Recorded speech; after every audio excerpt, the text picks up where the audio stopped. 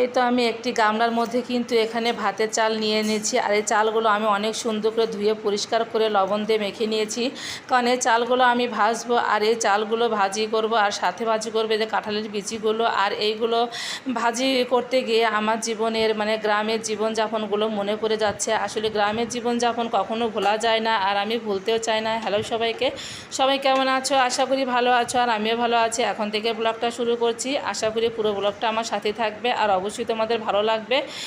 তো এই তো দেখো, আমি চাল, কাঁঠালের বিচি এগুলো সব গুছিয়ে নিয়েছি। আর রান্না করব ডিম, সেজন্য একদম সব কিছুই একেবারে গুছিয়ে নিলাম। তো ডিম রান্না করব কাঁচকলা, আলু, পটল দিয়ে পেঁয়াজ কুচি করে নিয়েছি, অল্প একটু পেঁয়াজ কুচি দিব। আর এখানে তো লাল শাক ধুয়ে পরিষ্কার করে একদম ঢাকনা দিয়ে রেখেছি, যেহেতু এখন বৃষ্টি বাদলের দিন, ব্যাঙও লাফ দিতে পারে বা কোনো পোকামাকড়ও পড়তে পারে, ওই জন্য আমি শাকটা ঢেকেই রাখি সব সময়ের জন্য। তো এইদিকে সব কিছু গুছিয়ে নিয়ে একদম চুলার কাছে চলে আসলাম, যেহেতু একেবারে জালটা ধরিয়ে নেব মাটির চুলোতে। আর একটা মাটির হাঁড়ি নিয়ে নিয়েছি। তো এই চালগুলো আজকে আমি ভাজি করব। আমি বছরে একবার দুইবার এরকম করে চাল ভাজি করি। আসলে এরকম একটা বৃষ্টির সিজনে যদি এরকম চাল ভাজি থাকে, অনেক সময় বৃষ্টির মধ্যে কিন্তু এরকম চাল ভাজি, তারপরে কাঁঠালের বিচি ভাজি খেতে কিন্তু বেশ মজা লাগে। আসলে আমরা যখন ছোট ছিলাম, আমি যেহেতু গ্রামের মেয়ে, গ্রামেই জন্ম, গ্রামে মানুষ হয়েছি, আমাদের ঠাকুরমা মাদের দেখতাম যে বৃষ্টির দিন এরকম অনেকগুলো চাল ভাজি করে রাখতো। আর চাল ভাজির মধ্যে দিয়ে দিত একটু করে মৌরি ভাজি, তারপর জিরে ভাজি দিলে এই চালটা ভাজি খেতে অনেক ভালো লাগতো। আর কাঁঠালের বিচি ভাজি করতো শুধু আমাদের নয়, পাড়া প্রতিবেশীদেরও দেখতাম।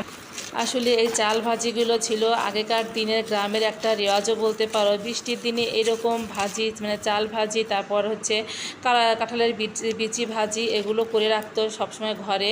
যখন বৃষ্টি নামতো সবাই মিলে এক জায়গায় বসে এগুলো খাওয়া হতো, আর অনেক গল্প গুজবও করা হতো। এদিকে দেখা যেত তো মা ঠাকুরমারা বৃষ্টিতে ভিজে হয়তো বা খিচুড়ি বা অন্য কিছু রান্না করতো। আসলে আগেকার দিনে মানুষের তো বেশিরভাগ গ্রামের মানুষেরই তো চুলো থাকতো একদম বাইরে, মানে রান্না করার মতো কোনো ঘর থাকতো না। যত ধনী মানুষই হোক না কেন, দেখা যেত বাইরে রান্না করতো, আর গ্যাসের চুলা তো দেখাই যেত না সচরাচর।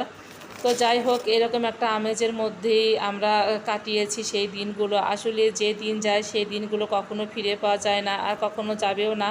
তো সেই দিনগুলোর কথা মনে করে আজ আমি এইগুলো করছি আর কি। আর আজকে না, আমি প্রায় প্রত্যেক বছরই একবার দুইবারগুলো হলেও এই কাজগুলো করে থাকি। আসলে গ্রামে আমরা যেভাবে ছোটোবেলায় বেড়ে উঠেছি, সেই প্রচণ্ড বৃষ্টির মধ্যে ধানের খেতে ছুটাছুটি খেলা, তারপর মেঠো পথের আল দিয়ে হেঁটে যাওয়া, তারপর কম খাওয়া কম চাওয়ার মধ্য দিয়ে যে সুখ শান্তিতে বড় হয়েছি, এখন কিন্তু এই ব্যস্ত শহরে হাজার হাজার কোটি টাকা দিলেও কিন্তু সেই সুখ শান্তি আর ফিরে পাওয়া যাবে না। আমি তো এটাই মনে করি। আসলে সেই দিনগুলো যে কোথায় গেছে, কোথায় হারিয়ে গেছে, সেই মানুষগুলোও অনেক হারিয়ে গেছে, যাদেরকে আর সারাদিন খুঁজলেও পাওয়া যাবে না। তো কথায় কথায় কিন্তু আমার বুট ভাজাগুলো হয়ে গেল, আর এদিকে আমার বাদাম ভাজিগুলো হয়ে যাচ্ছে। আর আমি বাদাম ভাজিগুলো আজকে বালু দিয়ে করে নিচ্ছি, কারণ এরকম কাঁচা বাদাম বালু দিয়ে ভাজি করলে বেশি ভালো লাগে খেতে। তেল দিয়ে ভাজি করলে দেখা যাবে যে হয়তো বা চাল ভাজির মধ্যে রাখলে চালটা একটু নরম হতে পারে, সেই জন্য যেহেতু বালু ছিল তো বালুর মধ্যে ভাজি করে নিলাম। আসলে জীবন এমনই যে যেটা হারিয়ে যায় জীবন থেকে সেটা আর পাওয়া যায় না না।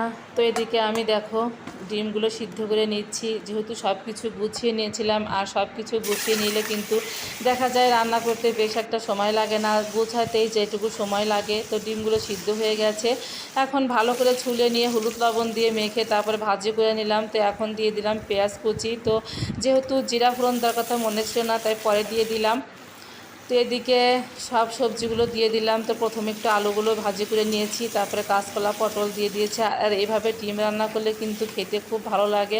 আসলে গ্রামীণ জীবনযাপন যা হয়, আসলে আমি ছোটোবেলায় দেখতাম যে আমার মাকেও দেখতাম এরকম সবজি দিয়ে ডিম রান্না করতে, তারপর প্রতিবেশীদেরও দেখতাম। তো আমি সেইভাবেই সেগুলো কিছু কিছু রান্না বান্না এখনও ধরে রেখেছি, আর খেতে খুবই ভালো লাগে। আসলে আগে গ্রামের মানুষের কিন্তু সব সময় সবজি ঘরে থাকতো না, যদিও সব কিছুর দাম কম ছিল তারপরেও কিন্তু তখন অভাবটা মানুষের বেশি ছিল। আর এখন যতই দাম বেশি হোক না কেন মানুষের ঘরে সব সময় দেখা যায় সবজি সব ধরনের জিনিসই থাকে আর কি। তো তখন দেখা যেত যে ওর কাছ থেকে একটা দুটো সবজি নিয়ে এসে যাই হোক কিছু একটা রান্না করে খেত। এই হচ্ছে গ্রামের জীবন, সেই জীবন কিন্তু মানে এখনও আছে, সেই গ্রাম কিন্তু এখনও আছে, কিন্তু আগের যে মানুষ অনেক সচেতন হয়ে গেছে। এখন আর মানুষ গ্রাম থাকলেও সেই মানুষগুলো কিন্তু আর গ্রামের মতো নয়, অনেকটা পরিবর্তন এসেছে। তো যাই হোক এদিকে রান্নাবান্না শেষ হতে না হতে অনেকগুলো মাছ নিয়ে আসছে, বড় বড় তো গোলসা মাছ, ডিমওয়ালা পুঁটি মাছ। তো সেই মাছগুলো একটা বর্মাকে দিয়ে বানিয়ে নিচ্ছিলাম আর আমি এসে কলে পাতাকে সাহায্য করছিলাম, ধুয়ে নিচ্ছিলাম। তো আজকের মতো এখানেই বিদায় নিচ্ছি। ভিডিওটা ভালো লাগলে অবশ্যই লাইক কমেন্ট আর শেয়ার করে দেবে, আর একটু ফলো করবে। সবাই ভালো থেকো, সুস্থ থেকো, টাটা।